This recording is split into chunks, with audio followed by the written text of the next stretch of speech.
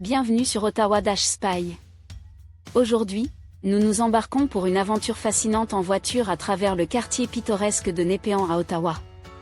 Notre trajet du jour commence au parc Andrew Hedon, un petit bijou géré par la ville qui s'étend gracieusement le long de la majestueuse rivière des Outaouais. Imaginez-vous là-bas, l'air doux de cette soirée estivale caressant délicatement votre peau, tandis que la lumière dorée de la fin de l'après-midi danse au-dessus de l'eau. C'est une de ces journées parfaites où le soleil brille généreusement, sans un nuage en vue, créant un tableau idyllique qui semble tout droit sorti d'une carte postale. Le parc Andrew Hedon n'est pas seulement un espace vert. C'est un sanctuaire naturel où le chant des oiseaux se mêle au murmure léger des vagues. Les familles profitent des aires de pique-nique et les enfants rient gaiement autour des aires de jeux colorés. Ce parc a une atmosphère presque magique par cette belle journée. Les couleurs semblent vibrer avec encore plus d'intensité, le vert émeraude des pelouses, le bleu profond de l'eau, et le blanc éclatant des nuages flottant au loin. Notre itinéraire commence ici, sur l'avenue Carling, qui s'étend élégamment depuis le parc. Carling Avenue est l'une des artères principales d'Ottawa, et elle est connue pour son dynamisme et son mélange éclectique de commerce et de résidentiel. Aujourd'hui, cependant, elle est particulièrement agréable à parcourir. La chaussée, réchauffée par la journée ensoleillée, semble littéralement irradier du confort. La lumière du soleil crée des ombres animées sur la route, une danse incessante de formes au gré des arbres et des bâtiments environnants. En quittant le parc Andrew Hedon, nous nous dirigeons vers l'est.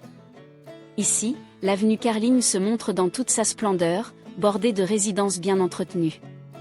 Les maisons de cette zone sont typiquement canadiennes, des maisons de style colonial avec des porches accueillants où les résidents aiment profiter d'une soirée comme celle-ci en sirotant un verre de limonade fraîche. Les jardins sont impeccables, abondants en fleurs vibrantes et pelouses soignées. Vous pourrez apercevoir de nombreux érables marquant fièrement les propriétés, leur feuillage créant des motifs d'ombres élégants sur les pelouses.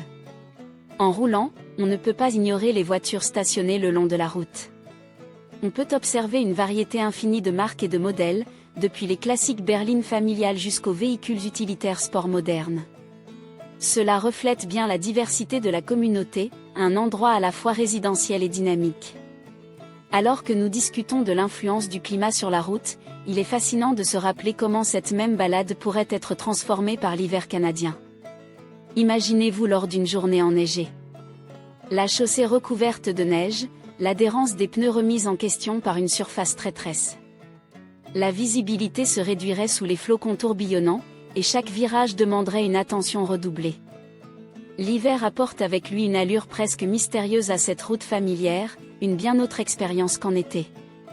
Mais aujourd'hui, le soleil est roi. Alors que nous continuons notre route sur Carling, la transition vers une ambiance plus urbaine se fait subtilement mais sûrement. Les bâtiments se resserrent, devenant de plus en plus imposants. Bientôt, nous approchons de Holly-Acre Road, et ici, la scène change légèrement à chaque coin de rue. Tournez à gauche dans Carling et marque un tournant important dans notre road trip. Vous commencez à vous sentir réellement au cœur de Népéan.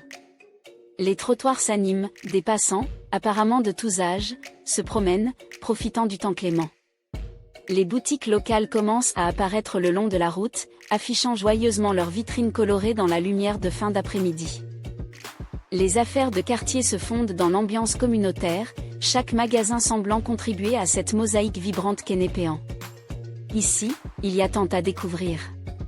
Des cafés où l'on peut s'arrêter pour une boisson rafraîchissante après une longue marche, au seau de crème glacée délicieux sous cette chaleur d'été jusqu'aux librairies où les amateurs de littérature peuvent se perdre parmi les pages. Il y a une vraie magie dans l'air, une sensation que seul un après-midi d'été peut inspirer. Finalement, notre trajet nous amène à notre destination finale, la station Petro-Canada. C'est ici, à proximité des lieux précédents, que prend fin notre petite escapade. Cette station est bien plus qu'un simple arrêt pour ravitailler votre véhicule en carburant. C'est un carrefour du quotidien, une halte où les chemins des gens se croisent brièvement, un microcosme de la vie locale. En cette fin de journée, l'atmosphère est détendue.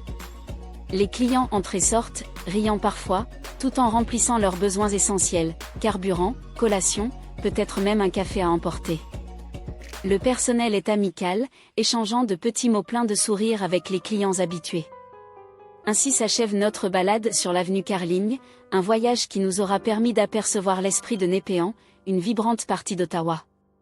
C'est une démonstration saisissante de la diversité des paysages urbains et ruraux qui constituent cette ville belle et résiliente. Des souvenirs d'une journée d'été à la préparation aux caprices de l'hiver, chaque aspect du voyage contribue à l'identité de cet endroit et inspire la reconnaissance pour le lieu où nous vivons et circulons au quotidien. Soyez sûrs de nous rejoindre à nouveau pour notre prochain épisode d'Ottawa Spy.